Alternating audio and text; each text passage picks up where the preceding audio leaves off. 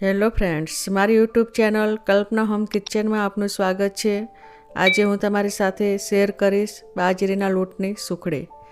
બાજરીના લોટની સુખડી માટે સૌપ્રથમ આપણે ગોળ લેવાનો છે। આ ગોળને છીણી લેવાનો છે।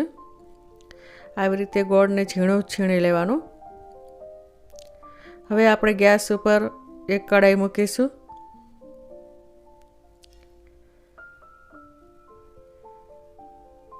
આ કઢાઈમાં આપણે ઘી ઉમેરવાનું છે 200 ગ્રામ।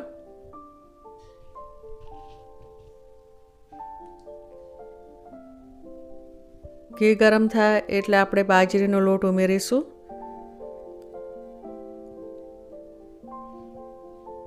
આ સુખડી શિયાળામાં ખાવાની બહુ મજા આવે છે અને આ સુખડી પણ એકદમ પોચી અને સરસ થાય છે। બાજરીનો લોટ 200 ગ્રામ છે। હવે આપણે આજે ઘીના અંદર બાજરીનો લોટ બરાબર શેકી લેવાનો છે।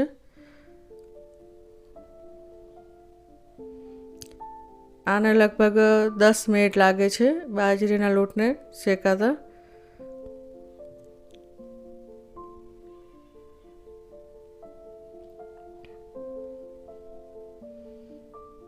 આવી રીતે તાવેતાથી મિક્સ કરી લેવાનું। જેટલું ઘી છે એટલો જ બાજરીનો લોટ લીધેલો છે, એનું માપ એક સરખું જ છે।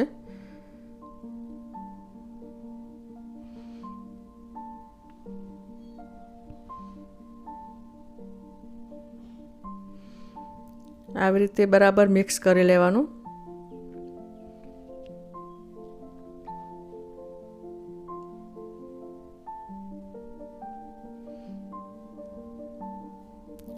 આવી રીતે બરાબર તાવેતાથી મિક્સ કરીને શેકી લેવાનું છે આ લોટને। હવે આ લોટ છે આપણે એક ડીશમાં કાઢી લઈશું।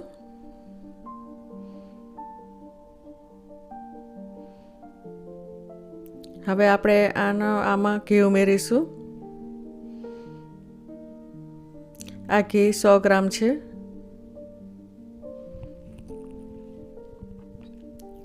ઘી ગરમ થાય એટલે આપણે ગોળ ઉમેરવાનો છે।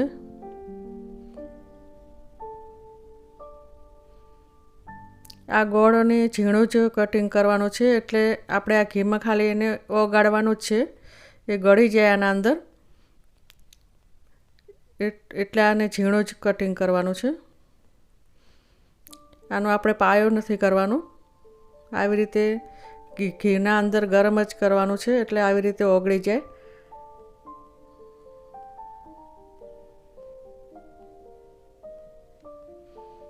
હવે આ જે ગોળ છે એ બરાબર ઓગળી ગયો છે।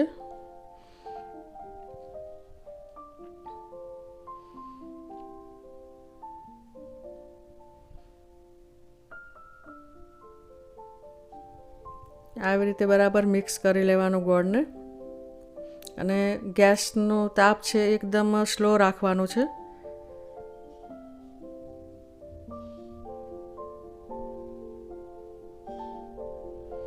હવે આપણે આ જે બાજરીનો લોટ શેકીને મૂક્યો તે આના અંદર ઉમેરવાનું છે ગોળમાં।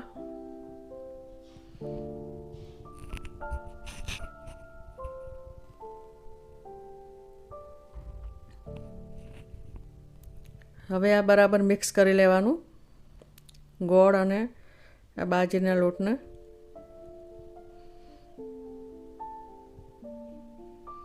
જો વચ્ચે એવું લાગે કે ઘી ઓછું છે તો તમે ઉમેરી શકો છો ઘી અંદર। જો તમને આ કોરું લાગે તો અંદર ઘી ઉમેરી દેવાનું, તો વચ્ચેથી પણ તમે ઘી ઉમેરી શકો છો। પણ જો આવી રીતે હોય તો ઘી ઉમેરવાની જરૂર નથી પડતી, તમે બરાબર માપથી લો તો।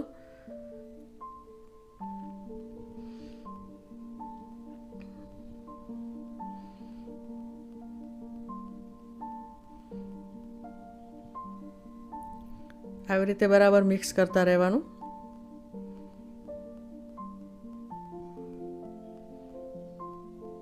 તાવેતાને હવે બિલકુલ ચોંટતું નથી, એટલે આ જે બરાબર થઈ ગયું છે। જો તાવેતામાં ચોંટે તો લોટ કાચો હોય છે, તો આવી રીતે જોઈ લેવાનું।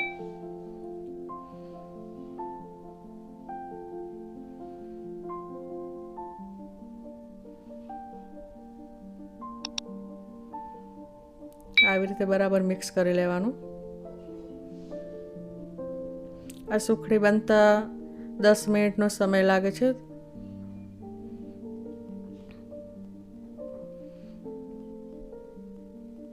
હવે આપણે એક ડીશમાં ઘી લગાવી લઈશું.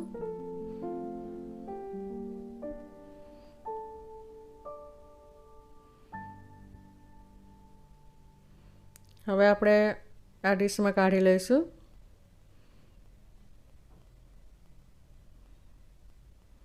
આવી રીતે આ ડીશના અંદર કાઢી લેવાનું.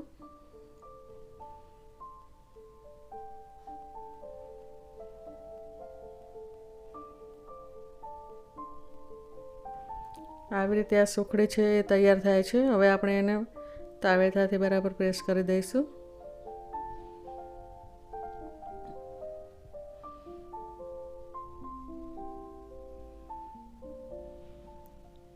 આવી રીતે આ જે સુખડી છે એને આપણે વાટકી ઉપર ઘી લગાવી અને બરાબર એને પ્રેસ કરીશું.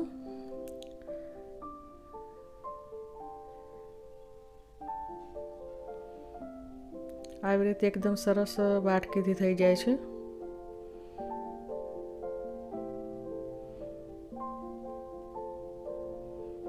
આ સુખડી 1 કલાકમાં ઠંડી પણ થઈ જાય છે.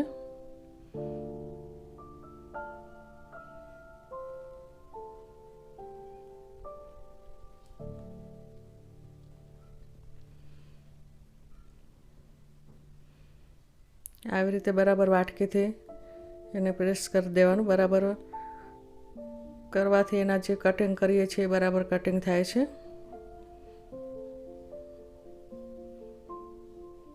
હવે આપણે આ જે પિસ્તા કાજુ એને ઉપર ડેકોરેશન કરીશું.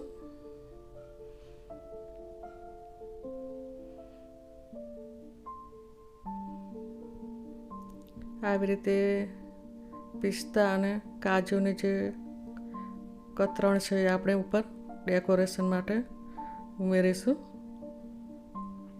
આને પણ આપણે એક વાટકીથી પ્રેસ કરી દઈશું.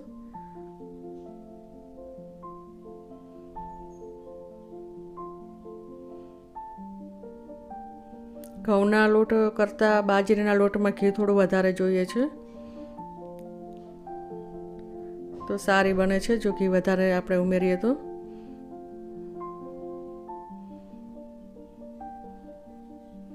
હવે આપણે આને કટિંગ કરી લેવાના પીસ.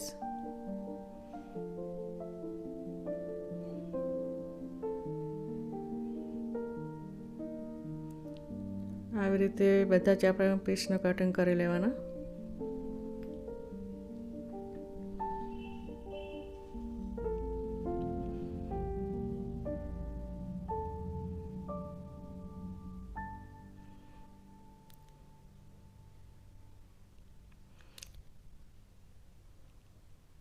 આના અંદર બાજરીનો જે લોટ છે એ જ લેવાનો છે, જાડો લોટ નથી લેવાનો. આવી રીતે આપણે જે સુખડી છે એ તૈયાર થઈ ગઈ છે. દેખાવમાં જ એકદમ સરસ લાગે છે.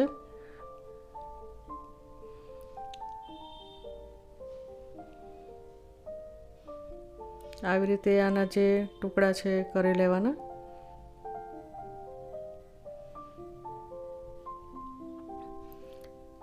તો ફ્રેન્ડ્સ, મારી આ રેસીપી પસંદ આવી હોય તો શેર કરજો, સબસ્ક્રાઈબ કરજો, અને હવે આપણે મળીશું બીજી રેસીપીમાં. ત્યાં સુધી બાય.